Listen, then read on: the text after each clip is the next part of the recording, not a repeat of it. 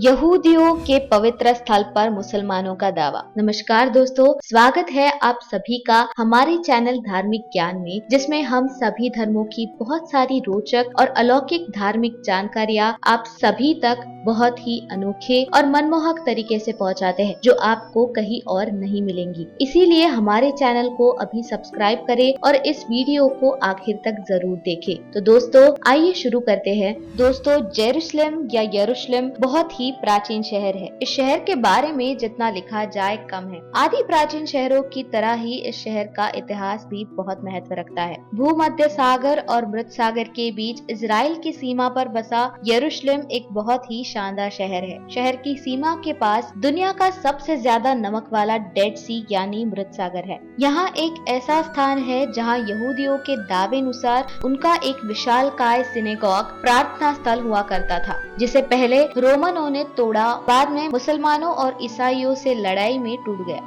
Synagogue के नाम पर अब बस एक पवित्र परिसर और टेम्पल की दीवार ही बची है और इसके आसपास मुसलमानों की अलग सा मस्जिद और डोम ऑफ द रॉक है, जबकि ईसाइयों का church of the Holi sculpture स्थित है। अर्थात अब ये स्थल तीन धर्मों का संगम स्थल माना गया है, जिस पर तीनों की दावा करते हैं। संपूर्ण क्षेत्र को वर्तमान में अरहम अल शरीफ कहते हैं, जो कि 35 एकड़ में फैला है। इसी में तीनों धर्मों के पवित्र स्थल मौजूद है, जहां आए दिन कुछ न कुछ विवाद होता ही रहता है। जुलाई 2000 में कैंप डेविड समझौते के दौरान इस बात पर जोर दिया था कि इजराइल का यरूशलेम के सबसे पवित्र स्थल अल हरम शरीफ पर नियंत्रण होना चाहिए, और बस यही से जंग की नई शुरुआत हुई। यासिर अराफत ने इसका कड़ा विरोध किया और उनके नेतृत्व में फिलिस्तीनियों ने दूसरे जन आंदोलन यानी इंतिफादा की शुरुआत की। इजराइल का एक हिस्सा है गाजा पट्टी, जहाँ फिलिस्तीनी मुस्लिम लोग रहते हैं और उन्होंने इजराइल से अलग होने के लिए विद्रोह छेड़ रखा है। ये लोग जेरूशलेम को इजराइल के कब्जे से मुक्त करना चाहते हैं। इजरायली और फिलिस्तीनी दोनों जेरूशलेम को राष्ट्रीयता का प्रतीक मानते हैं।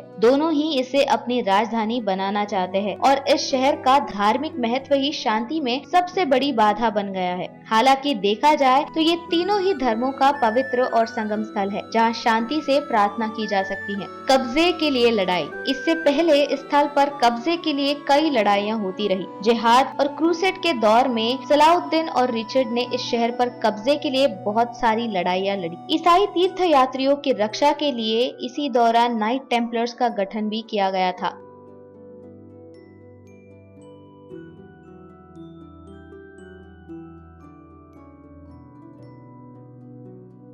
हिब्रू में लिखी बाइबल में इस शहर का नाम 700 बार आता है। यहूदी और ईसाई मानते हैं कि यही धरती का केंद्र है। राजा दाऊद और सुलेमान के बाद इस स्थान पर बेबीलोनियों तथा ईरानियों का कब्जा रहा। फिर इस्लाम के उदय के बाद बहुत काल तक मुसलमानों ने यहाँ पर राज्य किया। इस दौरान यहूदियों को इस क्षेत्र से कई दफे खदेड़ दिया गया। द्वितीय विश्व युद्ध के बाद इजराइल फिर से यहूदी राष्ट्र बन गया, तो जेरूशलेम को उसकी राजधानी बनाया गया और दुनिया भर के यहूदियों को पुनः यहाँ बसाया गया। यहूदी दुनिया में कहीं भी हो, जेरूशलेम की तरफ मुंह करके ही अपनी उपासना करते हैं। मध्य पूर्व का ये प्राचीन नगर यहूदी, ईसाई और मुसलमानों का संगम स्थल है। तीनों धर्मों के लोगों के लिए इसका महत्व है, इसीलिए यहाँ पर सभी अपना कब्जा बनाए रखना चाहते हैं। Solomon temple. यहूदी दावे अनुसार यहाँ पहले विशालकाय सिनेगॉग था। सिनेगॉग अर्थात यहूदियों का पवित्र मंदिर। कहते हैं 937 ईसा पूर्व बना ये सिनेगॉग इतना विशाल था कि इसे देखने में पूरा एक दिन लगता था, लेकिन लड़ाइयों ने इसे ध्वस्त कर दिया। माना जाता है कि इसे राजा सुलेमान ने बनवाया था, इसीलिए इसे सुलेमानी टेम्पल भी कहा जाता है। अब इस स्थल के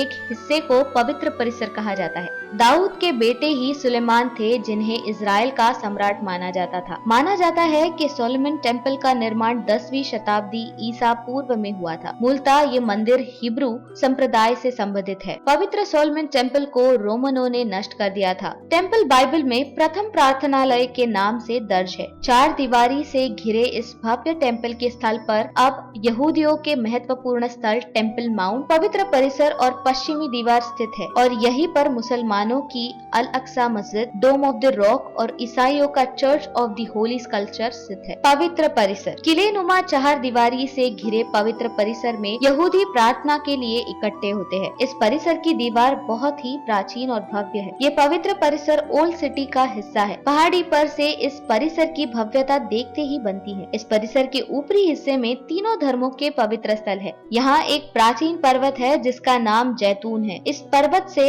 जेरूशलेम का खूबसूरत नजारा देखा जा सकता है। इस पर्वत की ढलानों पर बहुत सी प्राचीन कब्रें हैं। जेरूशलेम चारों तरफ से पर्वतों और घाटियों वाला इलाका नजर आता है। पैगंबर से जुड़ा Dome of the Rock, Temple Mount को ही डोम ऑफ द रॉक कहा जाता है। मुसलमानों की आस्था है कि डोम ऑफ द रॉक ही वह स्थान है जहां से पैगंबर मोहम्मद साहब नमाज के लिए पहली बार हिदायत मिली थी। हालांकि कुछ लोगों का मानना है कि Dome of the Rock Temple Mount और अल अक्सा मस्जिद के बीच है। दरअसल यहाँ एक चट्टान पर गुंबद बना हुआ है और माना जाता है कि यहीं से पैगंबर मोहम्मद जन्नत गए थे। पैगंबर मोहम्मद से जुड़े होने के कारण ये मुसलमानों का तीसरा सबसे पवित्र स्थल है। अल अक्सा मस्जिद, जेरूशलेम की अल अक्सा मस्जिद को अल हरम अल शरीफ के नाम से भी जानते हैं। मुसलमान इसे तीसरा सबसे पवित्र स्थल मानते हैं। उनका विश्वास है कि यहीं से हजरत मोहम्मद जन्नत की तरफ गए थे और अल्लाह का आदेश लेकर पृथ्वी पर लौटे थे। इस मस्जिद के पीछे की दीवार ही पश्चिम की दीवार कहलाती है, जहाँ नीचे बड़ा सा परिसर है। इसके अलावा मुसलमानों के और भी पवित्र स्थल है, जैसे कुव्वत अल सुकरा,